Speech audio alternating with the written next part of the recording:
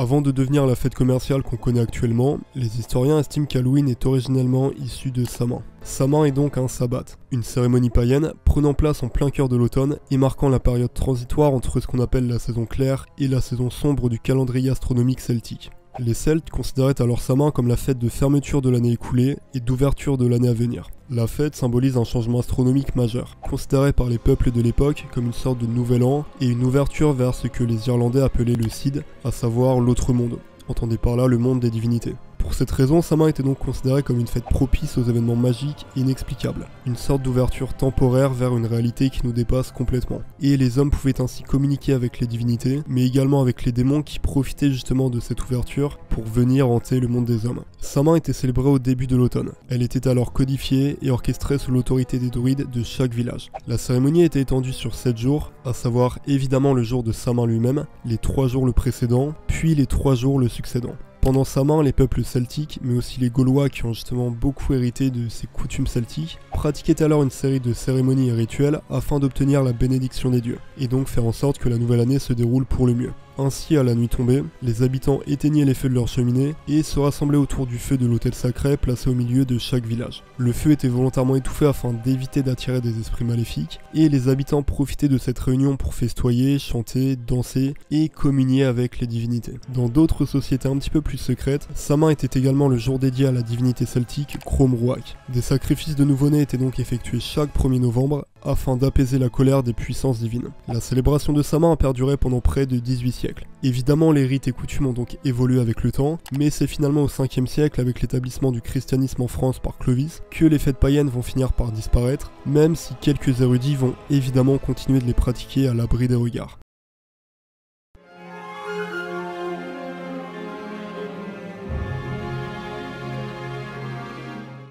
Après l'interdiction des rites païens par Clovis, la date du 1er novembre est rapidement consacrée à une fête catholique apparue en Occident au cours du 8e siècle, à savoir la Toussaint.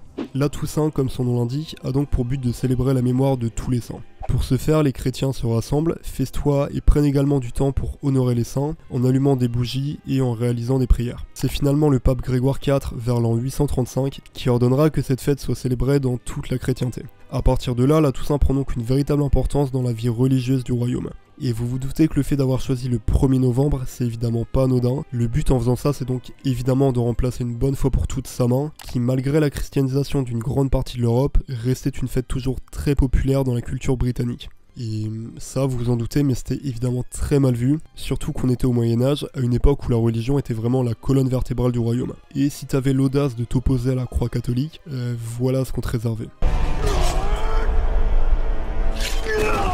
Mais si la Toussaint est très souvent associée à Halloween, c'est car la journée du 1er novembre est suivie de la journée des morts, également appelée la commémoration des fidèles défunts. Selon les croyances bretonnes, cet événement serait donc une survivance de Samhain, une journée où les morts sont sanctifiés et pourraient momentanément revenir à la vie sous forme spectrale la veille de la Toussaint. Pendant toute la période de la Toussaint, les croyants avaient donc pour coutume de dresser une table avec de la nourriture et un feu de cheminée pour que les esprits des défunts puissent se réchauffer.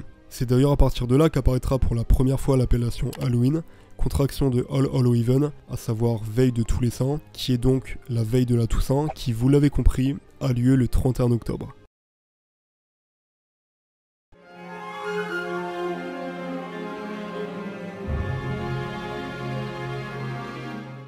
Des siècles plus tard, à la suite de la grande famine de 1845 qui va causer des vrais ravages dans les campagnes, une vaste partie de la population irlandaise, estimée à plus de 2 millions d'individus, va tout simplement décider de fuir l'Europe pour s'installer aux États-Unis. Les Irlandais, fiers de leur culture, vont donc rapidement propager leurs coutumes dans le Nouveau Monde. Avec la démocratisation progressive d'Halloween, émergent tout un tas de mythes et légendes autour de la fête. Des légendes qui dépassent le cadre strictement religieux pour vraiment s'immiscer dans la vie quotidienne. La plus populaire d'entre elles reste celle de Jack O'Lantern, que je vais tout de suite vous conter. L'histoire commence en Irlande il y a plusieurs siècles. Jack était connu comme étant un maréchal ferrant profondément avare, méchant et par-dessus tout un poivreau de première classe, habitué à rôder dans les tavernes tard dans la nuit. Un soir, alors qu'il était comme à son habitude complètement ivre, Jack, errant dans la campagne irlandaise, fit la rencontre du diable. Le diable, ayant eu vent du comportement odieux de Jack, lui proposa une place en enfer pour l'éternité. Contre toute attente, Jack, fortement alcoolisé, accepta la requête du diable. Il demanda au diable de lui offrir un dernier verre avant de rejoindre les enfers. Le diable se transforma alors en une pièce de 6 pence que Jack s'empressa d'aller dépenser dans la taverne la plus proche. Cependant, au moment de payer le tavernier, Jack saisit la pièce et l'enfourna dans sa poche. Une poche contenant une petite croix en argent, empêchant le diable de reprendre sa forme véritable. Jack, fier de son coup, promit donc au diable de le libérer, seulement si ce dernier le laissait tranquille pendant 10 ans. Contraint d'avouer sa défaite, le diable, furieux, retourna en enfer. 10 années passèrent, le sort se brisa et le diable finit par ressurgir dans la vie de Jack, qui n'avait pas changé d'un poil et qui était toujours un énorme ivrogne. C'est donc encore une fois sur une route de campagne, au cours d'une étouffante nuit sans étoiles et enivré par la douceur du houblon irlandais, que Jack croisa pour la seconde fois la route du diable. Mais cette fois, Jack se montra coopératif. Il demanda cependant une dernière faveur au diable avant de descendre en enfer. Jack demanda au diable s'il pouvait lui cueillir une pomme située à la cime d'un arbre proche. Ce dernier, encore une fois trop naïf, accepta la requête de Jack. Pendant que le diable montait au pommier, Jack sortit son couteau et s'empressa de graver une croix sur l'écorce de l'arbre. Le diable était de nouveau coincé. En l'échange de sa libération, Jack fit promettre au diable de ne jamais prendre son âme. Sans autre solution, le diable accepta et Jack effaça la croix. De nombreuses années plus tard, rongé par la méchanceté, aigri et terrassé par les abus de l'alcool, Jack finit par mourir un 31 octobre. Cependant, à cause de sa vie d'ivrogne, Jack fut refusé au paradis, et conformément à la promesse scellée plusieurs années plus tôt, le diable refusa également d'accueillir l'âme de Jack en enfer. Jack demanda cependant au diable un ultime service, à savoir lui fournir une lumière pour qu'il puisse se guider dans les ténèbres. Contre quoi le diable lui offrit un charbon enflammé. Jack plaça le charbon dans un navet creusé en guise de lanterne et se vit condamné à errer seul et sans but entre le monde des vivants et le monde des morts. Selon les légendes, il serait donc possible d'apercevoir Jack O'Lantern chaque 31 octobre.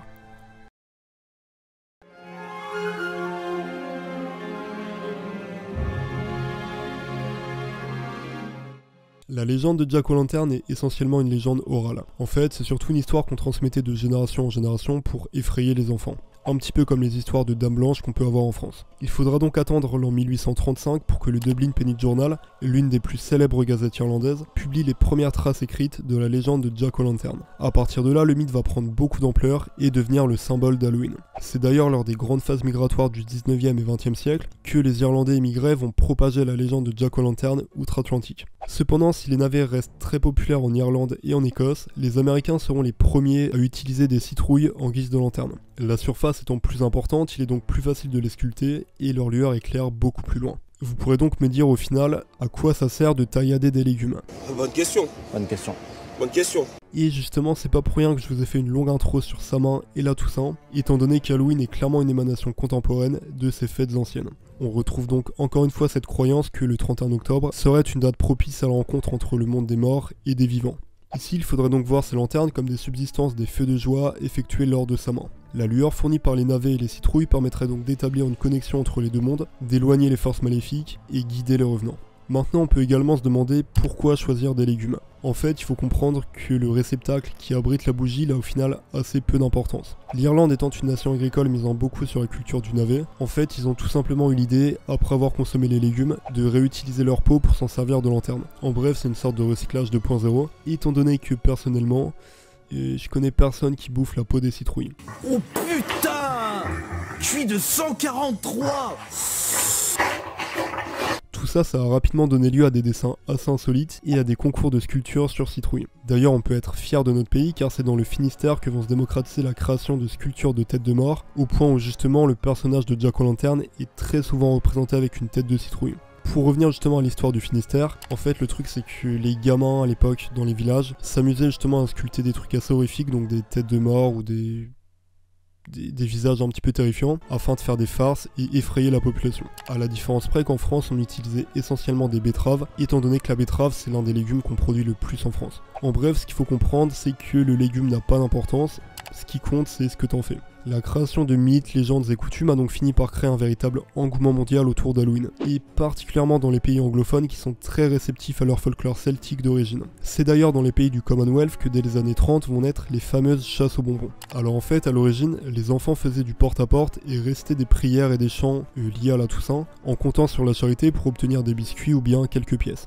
Cependant, au fil du temps, la pratique religieuse a laissé place à un véritable phénomène de société touchant absolument toute la population. La tradition moderne veut que le soir d'Halloween, les enfants revêtissent des costumes effrayants et fassent le tour du voisinage pour réclamer des friandises en prononçant la fameuse formule « des bonbons » ou un sort. malgré la dénaturation complète du caractère religieux de la fête, on retrouve tout de même des vestiges des croyances anciennes, étant donné que le fait de revêtir des costumes horrifiques, ça peut justement être perçu comme un hommage aux spectres et aux revenants qui ressurgiraient d'outre-tombe le 31 octobre. Désormais, Halloween est donc parfaitement ancré dans la culture occidentale. Et ça, c'est en grande partie dû à l'industrie qui a rapidement détecté qu'il était possible de tirer des atouts mercantiles de cette tradition. C'est donc dès les années 70 et particulièrement au cours des années 90 en France que les grandes firmes vont commencer à commercialiser la fête. Publicité, décoration, bonbons, costumes de vampires, fantômes et loups-garous, tout est fait pour que les enfants se prêtent au jeu et pour que leurs parents lâchent des billets. Le monde du cinéma ne sera pas épargné étant donné que c'est justement dans la décennie 80-90 que va exploser le genre des slashers avec des sagas absolument cultes et fondatrices du cinéma d'horreur comme Vendredi 13, Scream, Freddy et les Griffes de la Nuit ou encore Halloween avec ce bon vieux Michael Myers qui va contribuer à alimenter la psychose en créant un engouement sans précédent autour de la fête. Aujourd'hui, Halloween c'est donc un imaginaire. Certes, un imaginaire dirigé d'une main de maître par une industrie du divertissement qui génère des milliards de dollars chaque année grâce à la fête, mais également un imaginaire à la frontière entre le lugubre et l'enfantin qui a tout de même permis de ranimer les anciens mythes en donnant à tous les amateurs d'horreur, paranormal, occultisme et légendes anciennes un rendez-vous annuel. L'intérêt généré autour d'Halloween a également permis la naissance d'œuvres culturelles tout bonnement magiques comme Hocus Pocus, le classique de Disney, ou encore quasiment l'intégralité de la filmographie de Tim Burton, qui est selon moi le maître d'Halloween et qui est celui qui arrive le mieux à retranscrire cette atmosphère sordide, mais à la fois enfantine et chaleureuse. Et là pour le coup je suis évidemment obligé de mentionner L'étrange Noël de Monsieur Jack, et pour moi c'est vraiment le film incontournable concernant Halloween. Halloween, plus qu'un effet de mode, c'est donc un rite aux origines anciennes et profondément ancré dans nos civilisations. Personnellement, même si avec le temps j'ai perdu cette admiration enfantine que j'avais quand j'allais faire ma chasse aux bonbons tous les 31 octobre avec mes potes, Halloween et le mois d'octobre dans sa globalité, ça annonce pour moi une période un petit peu en dehors du temps. Une journée presque sacrée où j'ai l'habitude de me remater les films de Burton, lire des contes et des anciennes légendes, ou encore me balader en forêt et méditer en contemplant les tapis de feuilles mortes. Bref, qu'on soit catholique, athée, réceptif ou au contraire totalement allergique au monde de l'étrange, je pense qu'on a tous un rapport particulier à Halloween. Et j'espère sincèrement que ma vidéo aura contribué à vous faire passer un bon 31 octobre. Merci à tous d'avoir regardé cette vidéo sur les origines d'Halloween. Tu l'as compris, mais ce petit documentaire me tenait vraiment à cœur, étant donné que je suis tout simplement passionné par le folklore qui gravite autour du 31 octobre. Si cette vidéo t'a plu, je t'invite évidemment à laisser un petit like et à t'abonner à la chaîne, car crois-moi, j'ai encore de belles surprises en préparation. Bon, si t'es abonné à la chaîne, tu dois te demander, mais qu'est-ce que c'est que cette vidéo ? En fait, sur la chaîne à la base, j'ai 3 formats principaux, à savoir Naturalia, un format qui parle d'animaux sauvages, Mythologia, qui est quant à lui un format consacré aux créatures fantastiques et légendaires, et enfin le format Top 5. De temps en temps, je vais me permettre de faire des vidéos que j'appelle sans concept, c'est-à-dire que c'est simplement des vidéos qui ne trouvent pas leur place dans les 3 formats de la chaîne. Donc là en l'occurrence, le documentaire sur Halloween.